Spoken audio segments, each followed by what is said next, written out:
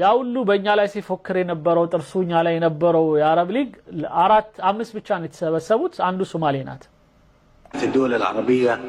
على مستوى القمة اسمه قادة الدول العربية الشقيقة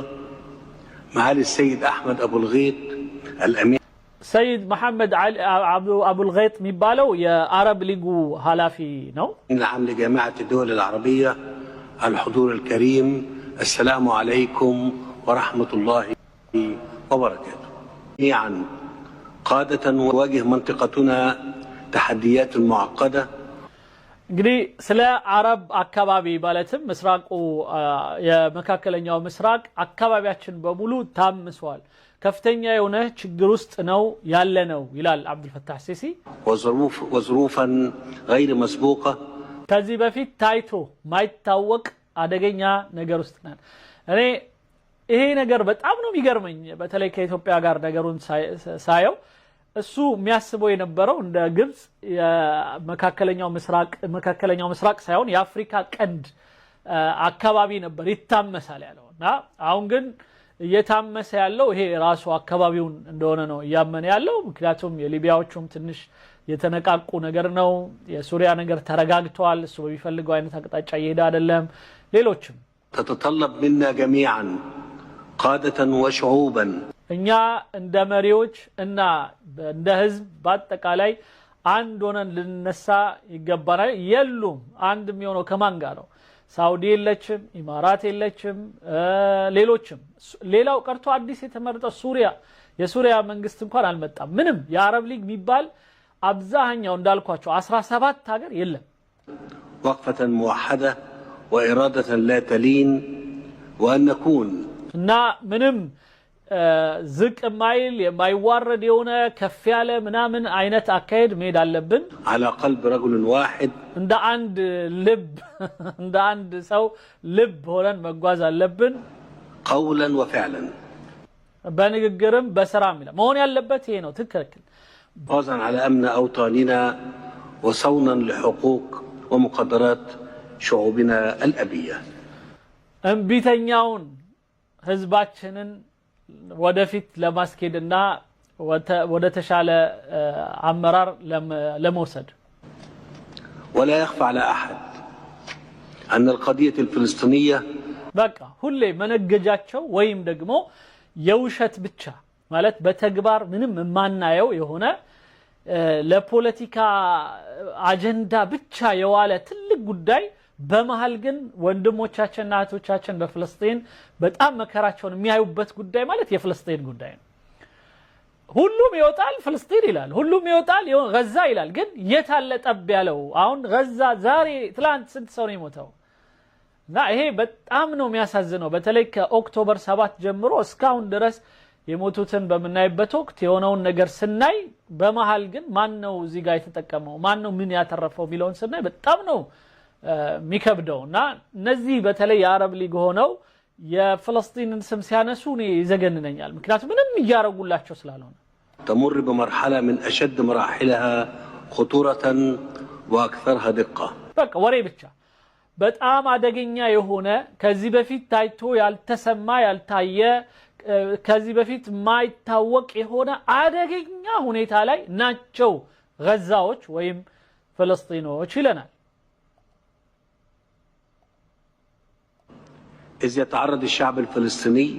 لجرائم ممنهجة وممارسات وحشية على مدار أكثر من عام ونصف.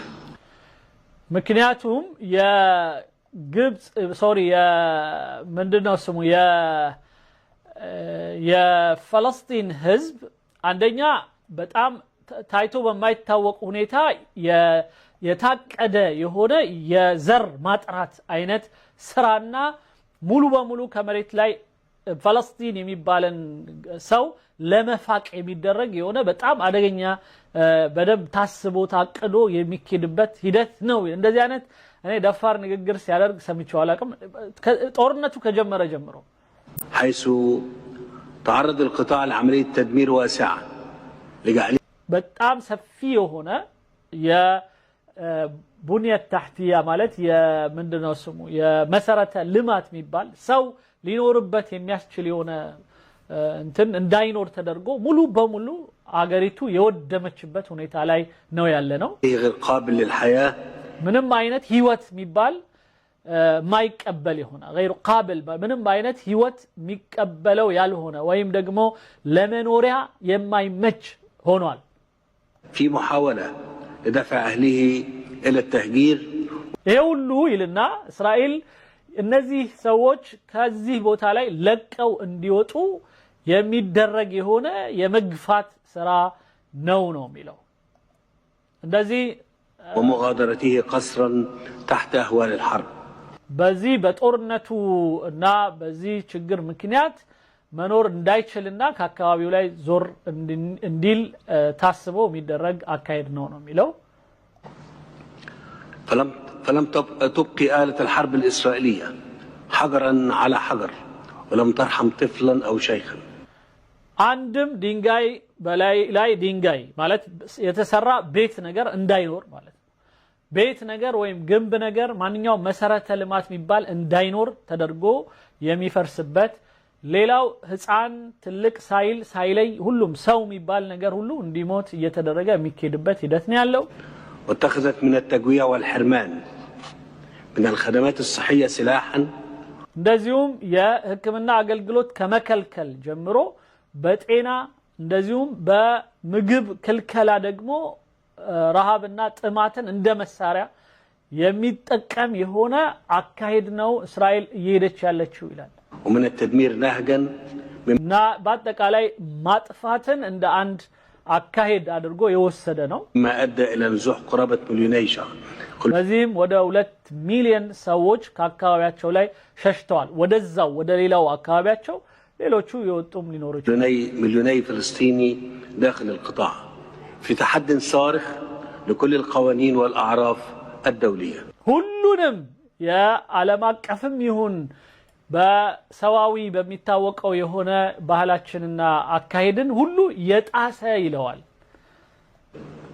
እና ይሄን ሁሉ ከማለት መጀመሪያ የተነበረ ነው። እኔ በጣም የሚገርመኝ አሁን ልክ የትራምፕ ፊት ወደዛ ሲዞርበት ምን ሲል አሁን ትንሽ የሆነ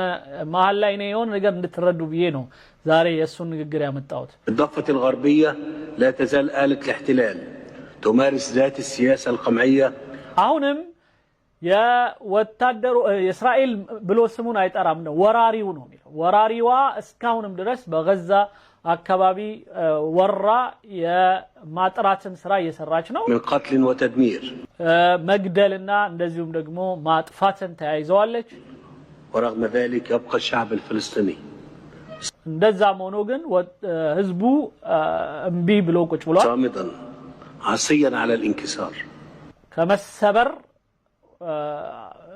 እንደዚሁም ወይም ደግሞ ችግሩን ተቀብሎ ዝም ብሎ ገፈቱን ተቀብሎ ግን አገሬን አለቅም ብሎ